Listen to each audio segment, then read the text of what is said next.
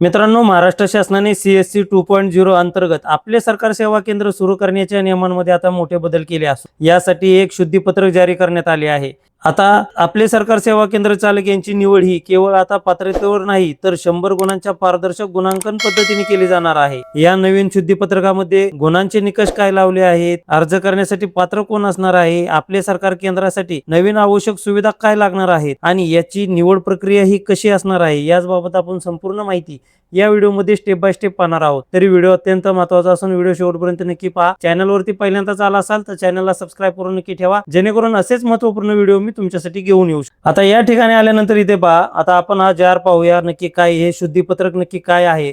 आपले सरकार सेवा केंद्राबाबत केंद्र शासनाच्या CSC 2.0 अंतर्गत मार्गदर्शक सूचनेबाबतच्या तरतुदींमध्ये सुधारणा करण्याबाबत जिल्हाधिकारी कार्यालयात कार्यरत सेतू प्रभारी अधिकारी व जिल्हा समाज कल्याण अधिकारी हे संयुक्तरित्या अर्जाची छाननी पार पाडतील। तसेच 23/8/2002 च्या शासन निर्णयान्वये स्थापित केलेल्या जिल्हाधिकारी यांच्या अध्यक्षतेखाली जिल्हा सेतू समिती समोर सदर प्रस्ताव ठेवून आपले सरकार सेवा केंद्र देण्याबाबतचा निर्णय घेण्यात येणार आहे। आपले सरकार सेवा केंद्राच्या माध्यमातून नागरिकांना गुणवत्तापूर्वक, पारदर्शक, वेळेवर आणि विश्वासार्ह सेवा उपलब्ध करून देण्यासाठी विलेज लेव्हल VLE यांची निवड केवळ किमान पात्रतेच्या आधारे न करता त्यांची शैक्षणिक गुणवत्ता, डिजिटल कौशल्य, पायाभूत सुविधा, आर्थिक क्षमता, प्रामाणिकपणा आणि नागरिकाभिमुख सेवा देण्याची क्षमता या सर्व बाबींच्या आधारे करण्याच्या अनुषंगाने आपले सरकार सेवा केंद्र प्रदान करण्यासाठी त्या भौगोलिक क्षेत्रात एकापेक्षा जास्त अर्ज प्राप्त झाल्यास खालील प्रमाणे प्रक्रिया राबवून गुणांकन करण्यात येईल। आता यासाठी गुणांकन प्रक्रिया कशी असणार आहे,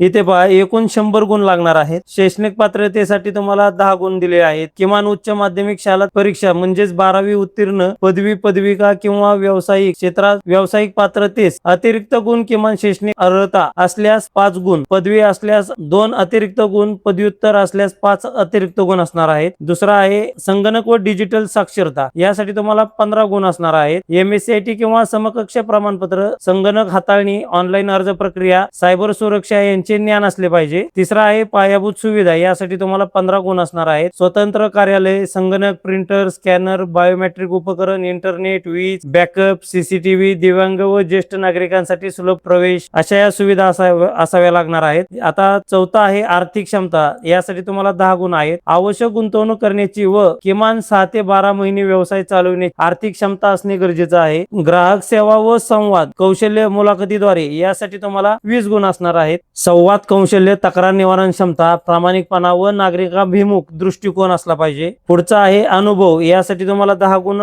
असणार आहेत। CSC माई सेवा केंद्र, बँकिंग, प्रतिनिधी, ई-गव्हर्नन्स किंवा तत्सम क्षेत्रातील तुम्हाला अनुभव असला पाहिजे। पुढचा आहे व्यवसाय आराखडा व शाश्वता, यासाठी तुम्हाला 5 गुण असणार आहेत।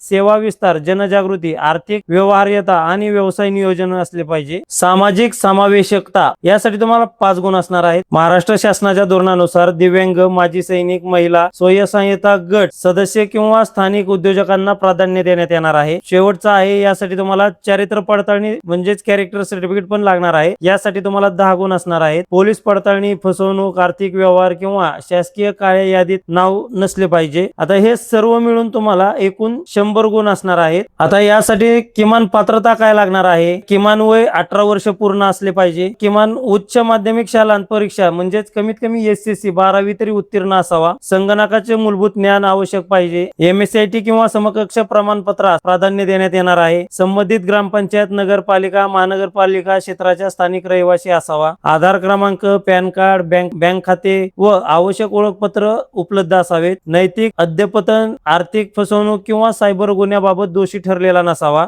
आता पायाभूत सुविधा काय लागणार आहेत, यासाठी किमान 100 चौरस फूट कार्यालयीन जागा लागणार आहे। 2 संगणक किंवा 1 लॅपटॉप लागणार आहे। लेझर प्रिंटर लागणार आहे। स्कॅनर लागणार आहे।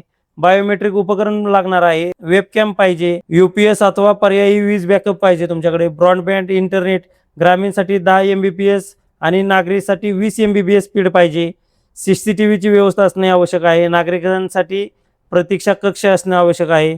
शासन प्राधिकृत सेवा शुल्क दर्शवणारा फलक व बाह्य नामफलक असला पाहिजे। आता याची मुलाखत कशी असणार आहे, शासकीय सेवांचे ज्ञान असले पाहिजे, नागरिकाभिमुखती असली पाहिजे, डिजिटल प्रणाली हाताळण्याची क्षमता असली पाहिजे, समस्या सोडवण्याची क्षमता असली पाहिजे, संवाद कौशल्य व्यवस्थित असलं पाहिजे, प्रामाणिकपणा व नैतिकता असणे आवश्यक आहे.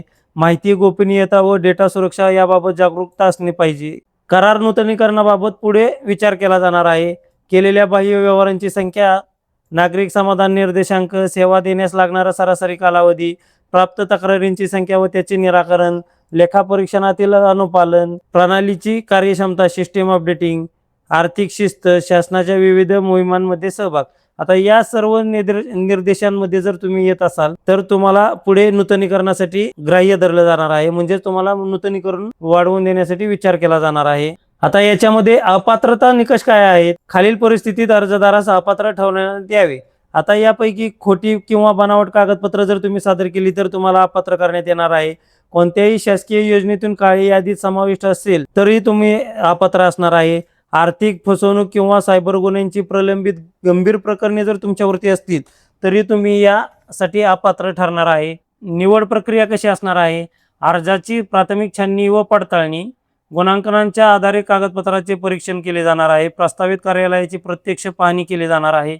पोलीस व्हेरिफिकेशन पडताळणी केली जाणार आहे. जिल्हास्तरीय निवड समितीमार्फत संरचित मुलाखत असणार आहे. 100 गुणांच्या आधारे गुणवत्ता यादी मेरिट लिस्ट तयार करण्यात येणार आहे. प्राथमिक निवड यादी प्रसिद्ध करून हरकती मागवण्यात येणार आहेत.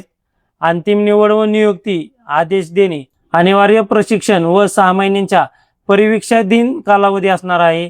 समाधानकारक कार्यप्रदर्शनानंतर नियमित मान्यता असणार आहे. आता याची अंमलबजावणी कशी असणार आहे? या शासन शुद्धीपत्रकातील तरतुदी राज्यातील सर्व नियम आपले सरकार सेवा केंद्रांच्या निवडीस लागू राहतील. म्हणजे जे आता नवीन आपले सरकार सेवा केंद्र देण्यात येणार आहे त्यांच्यासाठी हे सर्व नियम लागू राहणार आहेत. तसेच विद्यमान VLE यांचे करार नूतनीकरण करताना देखील या शासन शुद्धीपत्रकातील निकषांचा विचार करण्यात येणार आहे. संपूर्ण माहिती एकदा मित्रांनो व्यवस्थित पाहून घ्या. या JR ची लिंक मी डिस्क्रिप्शन बॉक्समध्ये पण दिलेली आहे. मित्रांनो, व्हिडिओ जर आवडला असेल तर व्हिडिओला लाईक करा. चॅनलवरती पहिल्यांदाच आला असाल तर चॅनलला सबस्क्राईब करून नक्की ठेवा, जेणेकरून असेच महत्त्वपूर्ण व्हिडिओ मी तुमच्यासाठी घेऊन येऊ शकतो.